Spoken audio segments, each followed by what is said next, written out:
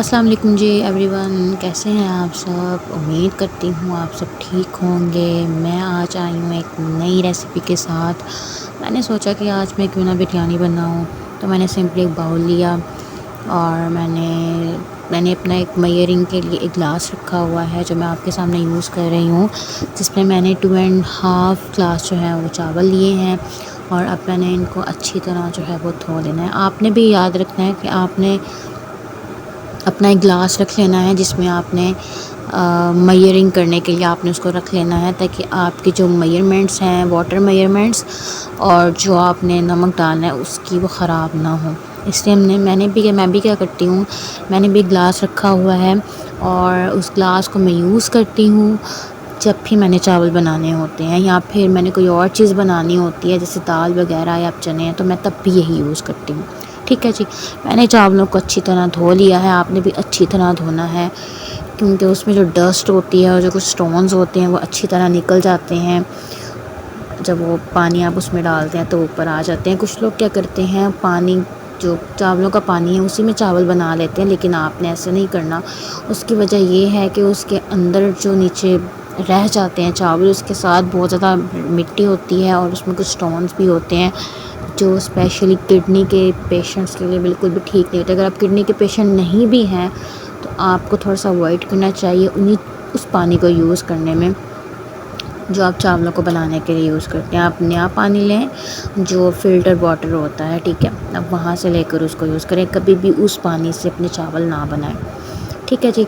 उसके बाद मैंने 2 बड़े प्याज ले लिए हैं और 2 बड़े प्याज को मैंने अच्छी तरह मैंने उसको क्या कर लेना है, वॉश कर लेना है और फिर मैंने उसको काटना है। अगर आप अच्छा, यहाँ पे एक ये भी है, प्याज को हमेशा ना ऊपर से तो हम वॉश करते ही हैं, लेकिन आपने क्या करना है, उसको ऊपर से भी वॉश करें, लेकिन जब आप ऊपर से उसको वॉश कर लें उसके बाद आप उसको दरमियान से कट कर लें। कट करने के बाद आपने उसको अगेन वॉश करना है, क्योंकि उसमें कुछ टॉक्सिक एलिमेंट्स होते हैं जो उसके अपने ही अंदर मौजूद होते हैं उसकी ग्रोथ के दौरान। तो आप उसको क्या कर लें, अच्छी तरह वॉश कर लें दरमियान से भी काटने के बाद। ठीक है जी। मैंने 2 प्याज ले लिए हैं और उसके बाद मैंने 4 टमाटर लिए हैं मीडियम साइज़ के, ना बड़े हैं ना छोटे हैं, मीडियम साइज़ के। और कोशिश किया करें जो आप टमाटर लें वो थोड़े से रेडिश हों, क्योंकि जो रेडिश टमाटोज़ होते हैं वो बहुत अच्छे होते हैं, उनका टेस्ट भी बहुत अच्छा होता है और जब आप उनको काट रहे होते हैं तो आपको मज़ा भी आता है। और आप खुद ये बात फील भी करेंगे, ये चीज़ आप देखेंगे भी कि जब आपके पास फ्रेश वेजिटेबल्स होती हैं वो अपने क्लियर कलर में होती हैं, जो एग्जैक्ट उनका कलर होना चाहिए, तो आपको मज़ा भी आता है वो चीज़ कट करने में, वॉश करने में, और उसको खाने में भी आपको बहुत मज़ा आता है। ठीक है जी। ये आजकल आप लोगों को अगर पता हो कि जो सब्ज़ी बेचने वाले हैं वो कलर कर देते हैं सब्ज़ियों को, तो ये भी हमें थोड़ा सा ध्यान रखना पड़ता है कि लाइक वो ख़रीदते वक़्त के हमें कोई गलत चीज़ तो नहीं दे रहे हैं, तो ये भी देखना हमारे लिए बहुत ज़रूरी है। आप ठीक है। उसके बाद मैंने 2 प्याज ले लिए हैं, 4 टमाटर ले लिए हैं अच्छे से। मैं उसको राउंड फॉर्म में काटती हूँ। पहले मैं उसको दरमियान से कट करके काटती थी, अब मैं उसको डायरेक्ट क्या करती हूँ, दरमियान से काटती हूँ। उसकी वजह ये है कि हर कटिंग का वेजिटेबल की अब हर डिफरेंट कटिंग्स करेंगे ना तो उसको आपको डिफरेंट तरह का टेस्ट देगी, ठीक है। आप प्याज को राउंड फॉर्म में काटेंगे तो वो डिफरेंट टेस्ट आपको देगी। जैसे बर्गर्स के लिए स्पेसिफ़िकली उसको राउंड फॉर्म में काटते हैं, ठीक है, रिंग फॉर्म में। बिल्कुल इसी तरह आप भी ट्राई कर सकते हैं ना। आपको इवन ट्राई करना चाहिए कि जब आप वेजिटेबल्स को डिफरेंट कटिंग्स में कन्वर्ट करते हैं तो आपको किस तरह से डिफरेंट टेस्ट देते हैं। आई डोंट नो कि ये आपकी अपनी एक मेंटालिटी होती है, एक सोच होती है, या फिर ये वाकई में चीज़ें एग्जिस्ट करती हैं, बट मुझे पर्सनली लगता है कि ये चीज़ें एग्जिस्ट करती हैं। ठीक है जी। उसके बाद मैंने लहसुन लिया है, इसके 4 क्लोव्स लिए हैं मैंने, और इसको भी मैंने, ये लहसुन आपको पता है आजकल बड़े साइज़ के आ रहे हैं। आई डोंट नो कि चाइना के लहसुन है या नहीं, बट ये बड़ी फॉर्म में आ रहे हैं। छोटा भी हो, बहुत छोटा हो तो आप उसको एक ही उसमें काट लें सीक्वेंस में। अगर बड़ा हो तो जैसे मैंने 3 to 4 कट्स इसमें लगाए हैं, तो ये जो है आपने इस तरह से करना है। ये भी आपको डिफरेंट टेस्ट देगा। ये एक चॉप फॉर्म में आ जाती है, बहुत फाइनली चॉप नहीं होता बट थोड़ा सा चॉप होता है, लेकिन हो जाता है। ठीक है, अब आपने इसको इस तरह से क्या कर लेना है, काट लेना है। कुछ लोग क्या करते हैं, हम स्पेसिफ़िकली मैं भी ऐसे ही करती हूँ, अगर मेरा बिल्कुल भी मूड नहीं होता तो मैं क्या करती हूँ, मैं सिंपली इतना ही बड़ा लहसुन हो तो मैं उसे सिंपली क्या करती हूँ, एक ही सीक्वेंस में काट लेती हूँ। मैं उसके दरमियान में 3-4 कट नहीं लगाती उसको। उसकी रीज़न ये है कि कभी कभी दिल भी नहीं करता, इंसान बहुत थका होता है, उसे बस होता है कि यार बस उसने खाना बनाना है, क्योंकि वो तो एक बेसिक नीड है इंसान की और उसको वो बनाना ही पड़ता है। ठीक है, तो इस तरह कभी कभी हो जाता है। और ऑब्वियसली आप लोगों के साथ भी होता होगा, जिस तरह से सफोकेशन के दिन चल रहे हैं, अजीब सी कैफियत है हर इंसान की, अजीब सा सीज़न चल रहा है, और इंशाल्लाह इंशाल्लाह इंशाल्लाह अल्लाह ताला ने चाहा तो ये भी जल्द ही ख़त्म हो जाएगा। September is almost on its end, then उसके बाद अक्टूबर होगा, और अक्टूबर में मौसम इंशाल्लाह बहुत अच्छा हो जाएगा। ठीक है, आप भी दुआ किया करें अल्लाह ताला से कि मौसम जो है वो जल्द से जल्द अच्छा हो। स्पेशली बच्चे और जो हमारे बड़े हैं वो सफोकेशन का जब शिकार होते हैं तो ऑब्वियसली उनका बहुत प्रॉब्लम होती है। जो बाहर डेली बेसिस पे जाते हैं, काम करते हैं, लिटरली मैं जब कभी कभी बाहर जाती हूँ तो मुझे लाइक उनको देख के फ़ील होता है, जो ये वेंडर्स होते हैं डिफरेंट, जो सब्ज़ी बेचने वाले होते हैं और जो बाहर चिकन सेल कर रहे हैं, उनकी जो कंडीशंस हैं, वो बेचारे इतनी गर्मी में बैठे होते हैं, बट स्टिल उनको करना पड़ता है अपने घर वालों के लिए, अपने बच्चों के लिए, अपनी बीवी के लिए, अपने पेरेंट्स के लिए उनको करना पड़ता है। तो बेशक अल्लाह ताला इसका अजर देने वाला है, और रिस्क भी अल्लाह पाक की ही ज़ात देती है। तो आप कोशिश किया करें कि अगर आप उनके लिए कुछ कर नहीं सकते जब आप बाहर जाते हैं तो एक दफ़ा अल्हम्दुलिल्लाह भी कहा करें, और अल्हम्दुलिल्लाह कहने के बाद उनके लिए दुआ किया करें कि अल्लाह पाक उनके लिए आसानियाँ पैदा फरमाए और उनके रिस्क में बरकत अता फरमाए, ताकि अल्लाह ताला आपके लिए भी बरकतें पैदा फरमाए, आप और उनके लिए भी बरकतें पैदा फरमाए, और आप दोनों के लिए आसानियाँ पैदा फरमाए। बिकॉज़ वक्त एक ऐसी गेम प्ले करता है कि हम भी उसको अंडरस्टैंड नहीं कर पाते हैं। ठीक है, आपने कोशिश करनी है कि आप लोगों के लिए अपने दिल में एहसास रखें, बिकॉज़ इंसान के वजूद की जो सबसे अहम चीज़ है वो एहसास, उसमें एहसास नहीं है तो वो इंसान ही नहीं है। ठीक है, तो बहुत सी अहम चीज़ें हैं, जो छोटे छोटे फैक्टर्स हैं ना हमारे लाइफ में, जो छोटे छोटे सिनेरियोज़ होते हैं, जो छोटे छोटे सीन्स होते हैं, लिटरली ये हमें कहने के हमारे लिए अल्लाह ताला का एक गिफ्ट है। तो कि अल्लाह ताला गिफ्ट इस तरह से है कि हमें ये आइडिया होना शुरू हो जाता है कि लाइक हम क्या हैं, हम कैसे, हमारी नेचर कैसे है, हम अपने साथ कैसे हैं, हम खुद दूसरों के साथ कैसे हैं। ये बहुत अहम चीज़ है समझने के लिए कि हम दूसरों के साथ कैसे हैं। अगर हमें ये नहीं पता कि हमें दूसरों के साथ कैसे रहना है, उनके साथ कैसे बिहेव करना है, literally we are not human beings. अब आपको पता है कि लाइक क्या सिचुएशन है ऑल ओवर द वर्ल्ड, क्या हो रहा है मुस्लिम्स के साथ, और नॉट इवन मुस्लिम्स, दूसरे जो रिलीजन्स हैं उनके साथ भी क्या क्या हो रहा है। मतलब ह्यूमैनिटी जस्ट रिलीजन की बात नहीं होती है, ह्यूमैनिटी ही है जो एक डिफरेंट कल्चर्स के लोगों को आपस में खूबसूरत रिश्ते में जोड़ती है। ठीक है, ये ह्यूमैनिटी ही है। ह्यूमैनिटी पहले आती है, बाकी चीज़ें बाद में आती हैं। जो हम बहुत दूर निकल चुके हैं, सॉरी।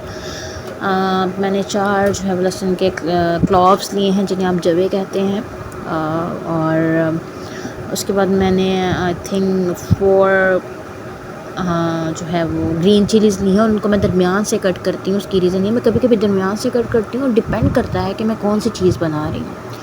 जब मैं उसको दरमियान से कट करती हूँ तो वह एक बहुत ही ज़बरदस्त टेस्ट देता है, और आप इवन फील भी करेंगे, स्पेशली अगर आप कोई सालन बना रहे हैं या फिर आप कोई चीज़ भून के खा रहे हैं, तो आप उसका एक बहुत ही डिफरेंट सा टेस्ट फील करते हैं, जो आपको पता चल रहा होता है कि ग्रीन चिलीज़ का ही टेस्ट आ रहा है। तो मैं स्पेशली जो करती हूँ ना वो इसीलिए करती हूँ ताकि एक डिफरेंट सा टेस्ट आए।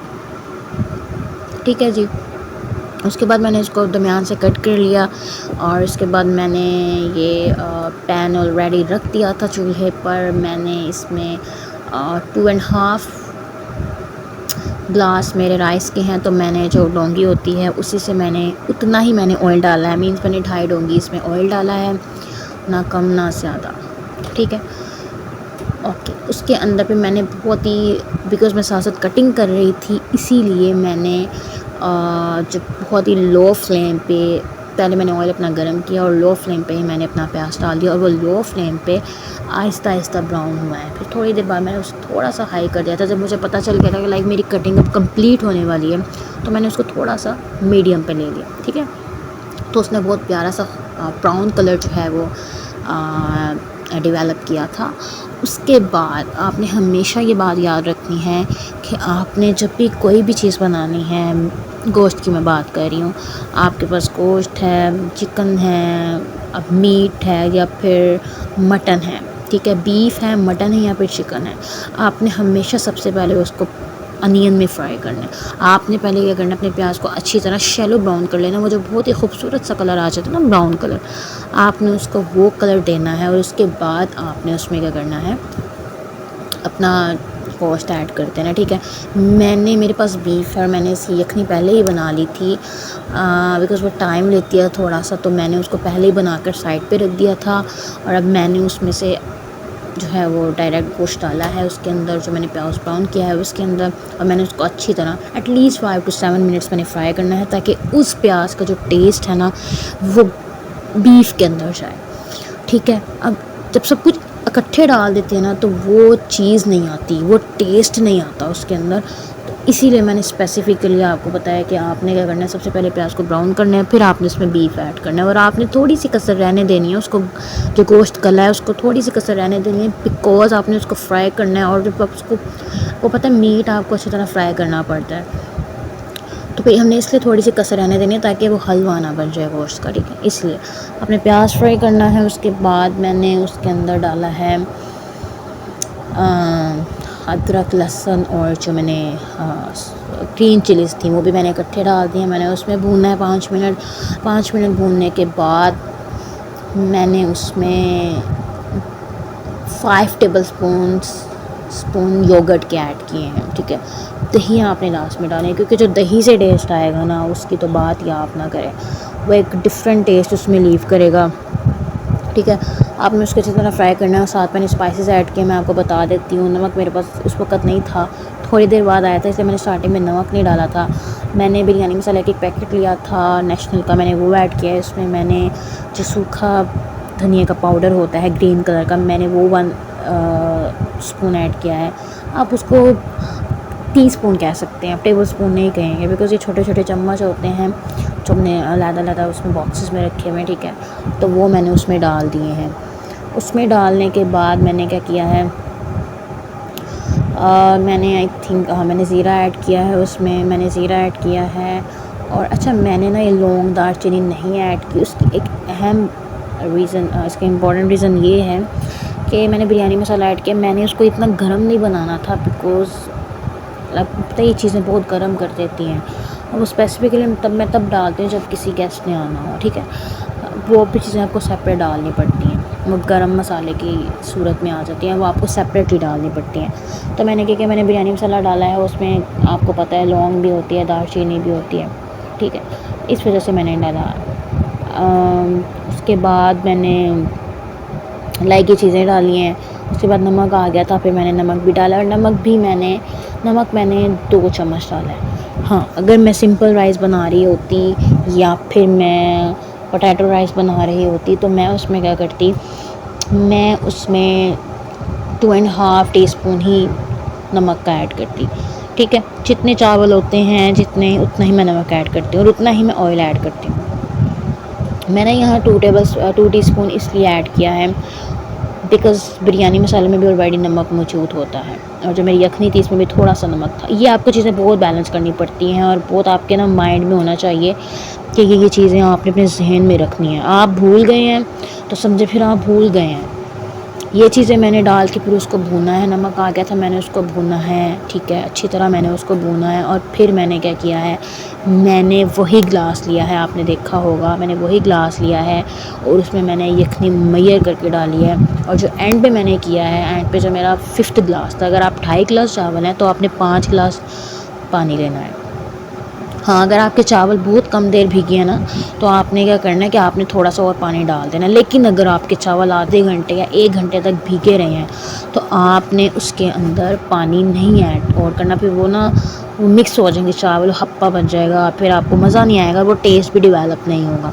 ठीक है, तो मैंने उतना ही डाला है पानी, सॉरी यखनी, और उसमें थोड़ा सा रह गया था जो मेरा 5th ग्लास था, फिर उसमें मैंने थोड़ा सा पानी ऐड किया, मैंने डाला है। वो आपने देखा है कि अच्छी तरह बॉयल भी आ गया चावलों को, सॉरी पानी को अच्छी तरह बॉयल भी आ गया है। और आपने ये नहीं करना कि आपने जैसे ही बॉयल आया तो साथ ही आपने चावल डाल देने, नहीं, आपने पहले उसको पकने देना है। फिर चाहे वो यखनी हो या पानी हो, आपने उसको एटलीस्ट पकने देना है, क्योंकि पानी तो बॉयल हो, यखनी तो बॉयल नहीं डाल रहे ना, वो आपने ऑलरेडी पहले से करके रखी हुई है, अब ठंडी हो चुकी है।